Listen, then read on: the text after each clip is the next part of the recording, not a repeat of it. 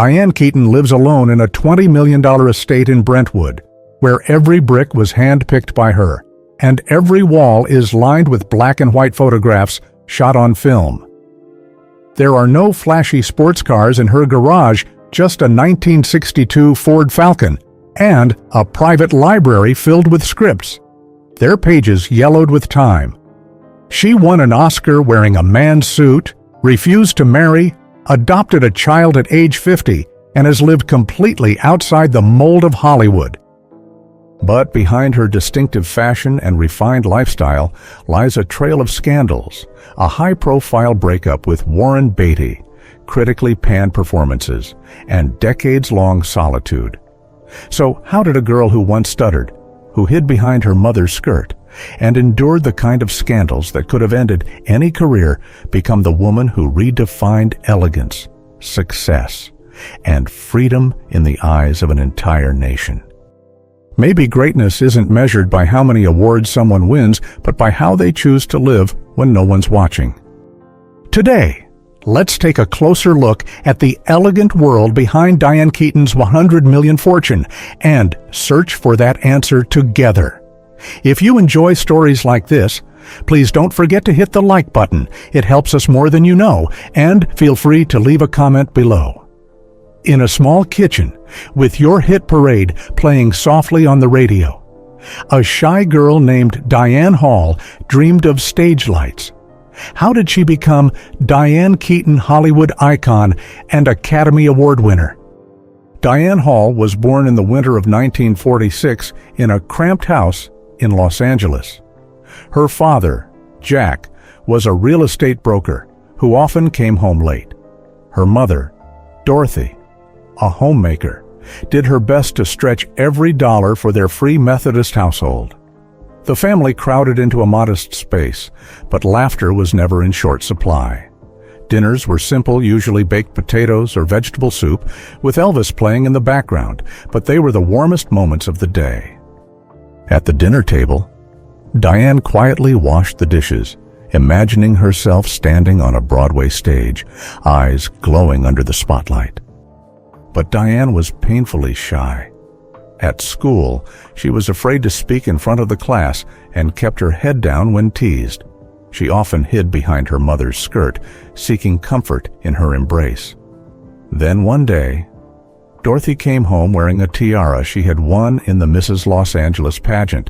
Seeing her mother so modest, yet radiant in front of a crowd, Diane thought, if she can do it, maybe I can too. That's when the first seed of her dream was planted. In high school at Santa Ana, Diane began to find herself through the drama club. Playing Blanche Dubois in a streetcar named Desire was her first taste of the spotlight. When the audience applauded, the once timid girl who had trembled backstage now smiled, her heart pounding with something new confidence. But college at Santa Ana and Orange Coast couldn't hold her. In 1964, at age 18, Diane made a bold decision. With an old suitcase and a few dollars to her name, she boarded a Greyhound bus bound for New York, nervous, hopeful, staring out the window at the fields rushing by. Note: the 1964 date is based on a sample timeline, assuming 1 year of college. New York was unforgiving. She rented a rundown attic apartment with peeling paint and worked as a waitress just to cover rent. Some nights, her tips were barely enough for a loaf of bread, but Diane didn't give up. She practiced her voice in the mirror, listened to Singin' in the Rain on cassette, and clung to her dream of the stage. One night, stepping into a Midtown nightclub for her first performance, she was so nervous she nearly dropped the microphone. But she sang anyway as if it were her only chance. Then came one fateful night. Diane stood under a dim spotlight and sang Somewhere Over the Rainbow in a small bar. The room fell silent. Conversation stopped. Glasses paused mid-air. A talent scout sitting in the back nodded. When the applause broke out, Diane clutched the microphone, heart pounding, knowing her dream was no longer just a fantasy. The following week, She joined the Actors Equity Association and chose the stage name Keaton in honor of her mother, a name that would become her armor for the journey ahead. From the timid girl who once hid behind her mother's skirt, Diane became the woman who commanded an audience. From humble dinners to the doorstep of Broadway, she had made it. She held her first contract tightly in hand, knowing the spotlight was within reach. But it was her next role, the one just ahead, that would make the whole world remember her name. Once dismissed by Hollywood for being too odd, how did Diane Keaton end up receiving standing ovations around the world? New York wasn't a glamorous dream. It was long days spent squeezed into tiny rehearsal rooms, wearing bohemian sweaters, listening to Hey Jude on the radio, and learning Meisner technique, acting straight from the heart. She waited tables, sang in nightclubs, filmed commercials, and played forgettable background roles. But every time she stepped on stage, no matter how small the crowd, she gave it everything she had.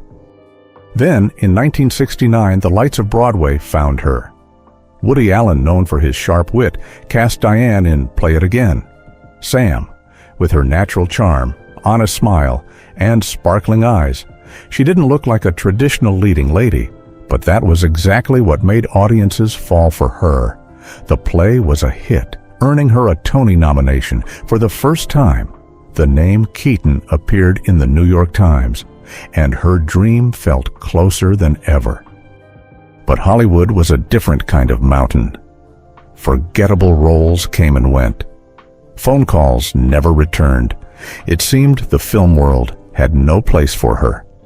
Once, she landed a major audition, only to be told, "You're just not right for the part." Diane started to wonder, filled with doubt. Is there room for someone like me, someone imperfect? And then, Francis Ford Coppola called. He was casting Kay Adams in The Godfather. Diane wasn't the obvious choice, not a typical ingenue, not an industry insider, but there was something in her quiet, uncertain gaze that Coppola believed in. She took the role, heart pounding. On set, with the smell of cigarettes and coffee in the air, Diane found herself standing beside giants Marlon Brando, Al Pacino. She feared she wasn't good enough, so she memorized not just her own lines, but the entire script, a rare habit that revealed her quiet determination. When the camera rolled, she trembled slightly, but her eyes held steady. As Kay Adams, the innocent wife drawn into a world of crime, Diane delivered a performance that struck a chord. The Godfather went on to win Best Picture at the Oscars in 1972, and suddenly, all of Hollywood took notice. But her true breakthrough came in 1977. Woody Allen wrote Annie Hall, drawing partly from Diane herself, a quirky, witty, deeply genuine woman. She wore her own clothes. She acted as herself. She hid nothing. The world didn't just fall in love with Annie, they fell in love with Diane Keaton. On Oscar night, when her name was called for Best Actress, the room erupted in applause. Diane stepped up, her hands trembling as she held the golden statue, her eyes blurred by the lights. She thought of her mother, of the nights washing dishes, and knew she had made it. Yet even in that moment of triumph, she could hear the whispers, "Isn't she just Woody Allen's muse?" Diane simply smiled. She didn't need to answer. She knew she was standing on her own 2 feet. Once labeled too strange, Diane redefined what it meant to be a leading lady. No need for glamour, just truth. Like so many of us, she had questioned herself, but she chose to believe in what made her different. And yet, that very spotlight would soon cast shadows, bringing scandals and setbacks that would test everything she believed in. At an age when many choose to retire, Diane Keaton still appears regularly on the big screen, not for fame, but because the passion never left her. For over 5 decades, Diane hasn't just been a name, she's been a style, a perspective, a presence. From the quiet strength of Kay Adams in The Godfather to the whimsical sincerity of Annie Hall, she redefined the image of a woman on screen imperfect, but deeply believable. Her career has spanned generations: comedy, drama, animation. She never confined herself to one genre. Audiences laughed with her in Father of the Bride, felt moved in Something's Gotta Give, found camaraderie in The First Wives Club, and even recognized her voice as Dory's mother in Finding Dory. The numbers speak for themselves: over $1 billion in global box office, an Academy Award, 2 Golden Globes, a BAFTA, and an honor at the 2007 Gala Tribute, celebrating a legacy of enduring influence in film. And yet, for Diane, the accolades were never the goal. They're simply proof that authenticity and difference can go far, that a woman who stays true to herself can still lead audiences to the theater at any age. But success isn't just on the screen, it's reflected in how she lives and where she lives. And sometimes, the car she drives tells a deeper story than we think. For many stars, a house is a display of wealth. For Diane Keaton, it's a place that holds memories and turns them into art. In Brentwood, nestled in the quiet hills west of Los Angeles, Diane found an aging brick house, unpolished, unassuming, but she saw something else: exposed beam ceilings, steel-framed windows inviting sunlight in, and a silence deep enough to hear her own thoughts. She purchased the home in 2009 for around $5 million, then poured her heart into every detail, keeping the old white bricks and their worn stains, polishing concrete floors just enough for bare feet to feel the coolness, hanging rusted iron lamps from flea markets like works of art. Today, the house is worth over $20 million, but to Diane, its true value is in mornings by the window, writing longhand in the soft glow of sunlight. In her open kitchen, she bakes biscotti by hand, brews espresso, and plays jazz records on a vintage turntable. The space is industrial in feel steel shelves, a long wooden table, everything functional yet full of soul. On the walls hang her own black and white photographs, a broken chair, sunlight slicing through curtains frames that breathe with time. In a small oak-paneled library, she keeps what no one sees: faded manuscripts, worn script pages, architecture books, photo collections, and unsent letters. On a high shelf sits a book on Frank Lloyd Wright beside a photo of the Ennis House, an architectural landmark she once helped preserve. Architecture, she once said, is emotion standing upright. But Diane hasn't stopped at one home. She restored a Spanish-style villa in Bel Air, once valued at $16 million. She turned a wooden cottage in Laguna Beach into an artful sanctuary and later sold it for over $10 million. For a time, she lived on a quiet ranch in Tucson with doors that opened to a peaceful desert horizon. Whether by the sea, on a hillside, or in the city, every place she's lived shares one common thread: spaces not built to impress, but to breathe. Not designed to prove anything, but to remember who you are. In an interview, when asked what drew her to home design, Diane answered simply, "I think houses are like the characters I've played. They're flawed, a little awkward, but they always have a story if you're willing to listen." And when she leaves those spaces and heads into the world, she brings that same quiet character with her in the car she drives and the way she moves through life. Diane Keaton doesn't choose cars to turn heads. She chooses them the way she chooses roles. They must have depth. They must feel right. Around the streets of Brentwood, she's often seen behind the wheel of a Mercedes-Benz G550 worth around $150,000. It's a luxury SUV known for its boxy design and elevated stance, imposing yet discreet. It doesn't gleam like the sports cars of Beverly Hills, but it stands firm, much like Diane in her 70s, no longer chasing trends, just walking to her own rhythm. She drives the G550 with dark sunglasses, her silver hair flowing softly, hands steady on the wheel. No frills, no show. The way she drives reflects how she's navigated scandal, fame, and decades in Hollywood, calm, steady, and never needing a guide. But tucked in her garage is something far more personal, a 1962 Ford Falcon Futura, now valued between $25,000 to $35,000 in restored condition. A classic coupe with a rounded roof and graceful lines. It speaks of a simpler era, the early 60s, when Diane had just left California for New York to chase her dream.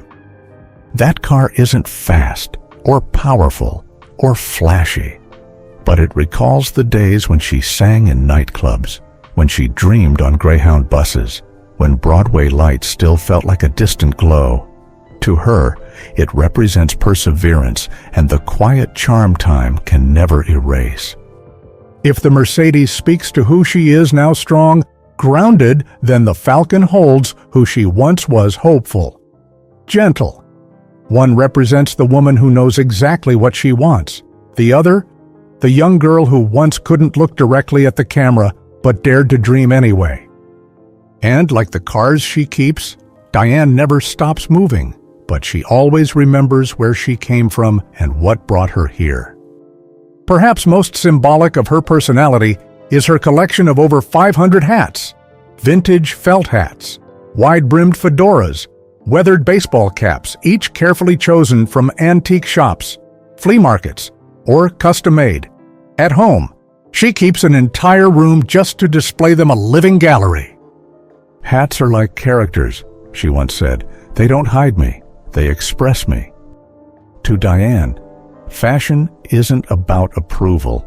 It's about alignment with who she is and how she feels. "I don't need a mirror to know who I am."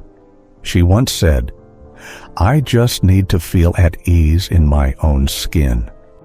That philosophy is exactly why L'Oréal Paris named her a global ambassador, not for flawless skin, but for the courage to live truthfully with age.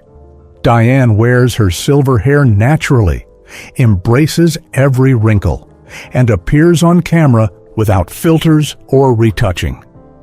In campaigns, she doesn't recite scripts, she tells her own story. Alongside L'Oréal, she also prefers Tom Ford perfumes and a few skincare items from Chanel, but in moderation. For Diane, beauty isn't in the makeup, it's in a good night's sleep, a real smile, and a morning spent reading in the sun. And like everything around her, nothing is for show, but everything has depth and meaning. In a sunlit home, Diane Keaton does not live alone. She lives with the two most meaningful parts of her life, not her fame, but her children. At age 50, with her career secure, Diane made a quiet but life-changing choice. She adopted. Dexter joined her in 1996, and a few years later, Duke completed the little family. No press releases, no exclusive magazine deals, just the quiet joy of hearing Mom for the first time. In her memoir, Then Again, Diane wrote that motherhood was the humblest role of her life. There's no script, no spotlight, no applause, just early mornings, breakfast duty, school runs, and trying to comfort a child after a bad day when there are no easy words to say. She never married, despite high-profile romances with Woody Allen, Al Pacino, Warren Beatty. But Diane once said, "Love doesn't need to end with a paper or a ring. I never married, but I have loved, and I've never felt like I missed out on anything." Now, in her 70s, Diane has chosen a quiet life. Morning walks with the dogs, a FaceTime call with her daughter, a quiet afternoon looking through old photos in her library. No scandals, no golden weddings, no expensive divorces, just love, nurtured with respect and just enough space. To Diane, family doesn't have to follow tradition. It's who you choose to love, who you stay with, and how you rebuild things in your own way. And in that choice, Diane Keaton has created something rare and deeply luxurious: peace. Fame brings light, but it also casts shadows. For Diane Keaton, the challenges didn't arrive all at once. They wore her down quietly over time. After Annie Hall, Diane became one of the most sought-after names in Hollywood. But like many great artists, she wasn't spared from disappointment. The Little Drummer Girl, 1984, despite high expectations, was met with harsh reviews. Town & Country, 2001, a troubled project plagued by delays, lost over $83 million, becoming one of the most notorious box office failures of its time. More recently, Palms 2019, a light-hearted comedy about older women finding joy in unexpected places, also received mixed reactions, despite Diane's full-hearted performance. In an interview, she once said, "Of course it hurts when you fail, but what I've learned is you still have to keep working." For her, failure doesn't end the journey. It's just a turn in the road no one warned you about. Yet perhaps her greatest challenges came off-screen from matters of the heart, public scrutiny, and the price of being seen. Diane had famously complex relationships with Woody Allen, Al Pacino, and Warren Beatty, three men of immense talent and equally complex temperaments. Her relationship with Woody Allen began during Play It Again. Sam and lasted from 1969 to 1972. They were polar opposites, yet deeply connected. She was impulsive and offbeat. He, cerebral and neurotic. After they parted, they remained close friends for decades, a rare, enduring bond. But that same bond later placed Diane at the center of controversy when Allen's personal life came under fire regarding his adopted daughter. With Al Pacino, love sparked during the filming of The Godfather. It was passionate, but ultimately fleeting. And Warren Beatty, her co-star in Reds, stirred something profound in Diane. Yet under the weight of studio pressure and relentless media attention, their romance, too, unraveled. The press dubbed her the most elusive star since Garbo, a compliment, but also a nod to her guardedness. Perhaps the emotional peak of that scrutiny came when she returned as Kay in The Godfather Part 3, 1990. The film faced widespread criticism, and Diane's performance was not spared. But instead of retreating, she did something unexpected. She stepped behind the camera. In 1995, she directed Unstrung Heroes, a modest, quiet film filled with heart. Through it, Diane redefined herself not by beauty, nor by role, but by her ability to tell stories that mattered. From being a tabloid fixture for her personal life to becoming a woman who transformed pain into art, Diane never lashed out. She created. She moved forward. Because for her, overcoming isn't about winning, it's about not giving up on who you are. And it's for that reason that Diane Keaton leaves behind a legacy no spotlight can ever outshine. Diane Keaton's name may be etched on an Oscar statue, but her true legacy lives in the quiet things, the hearts she's touched, the choices she made that quietly shifted an entire generation. Beyond the spotlight, Diane Keaton stepped into a role few expected: motherhood. At the age of 50, she adopted 2 children, Dexter and Duke, and entered a world without scripts. No director, no audience, just unconditional love, early morning bottles, gentle words, and quiet listening. Through tears. She once said, "Being a mother is the most humble role I've ever had. But it's the one I love most." It was also the moment she opened her heart to a life beyond the screen. She became a passionate advocate for preserving historic architecture, most notably the Ennis House, designed by Frank Lloyd Wright, where she played a key role in its restoration. She authored photo books like California Romantica and The House That Pinterest Built, encouraging others to live beautifully and to live truthfully. On the Huffington Post blog, Diane shared reflections on aging, loss, and the quiet beauty of imperfection.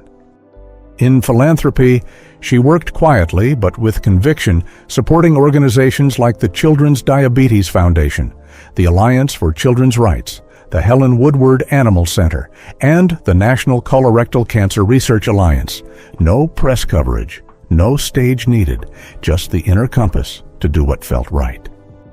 Now, nearing 80, Diane still appears in films like Book Club, still photographs, still laughs out loud, and still walks in flat shoes beneath her signature wide-brimmed hat. She doesn't try to stay young, she stays real. And perhaps, in this industry, that's the boldest thing a woman can do. From the girl washing dishes in a tiny kitchen while your hit parade played on the radio, to a beloved icon admired by millions, Diane Keaton hasn't just been successful. She has lived a life of substance. And above all, she's left us with a gentle reminder. You don't have to be perfect to leave a mark. You just have to be true and never give up. From Broadway lights to her Brentwood home, from silent failures to golden statues, Diane Keaton has never let fame define who she is. She chose difference. She chose authenticity. She chose to let age become a symbol of strength, not a limitation. Her journey reminds us that what makes someone unforgettable is not how much they achieve, but how they weather the highs and lows while remaining whole. What about you? Have you ever lived differently? Is there something from your youth you're still holding on to? Share your story in the comments. We'd love to hear it. And if this journey moved you, don't forget to like and subscribe as we continue exploring the lives that truly leave a mark.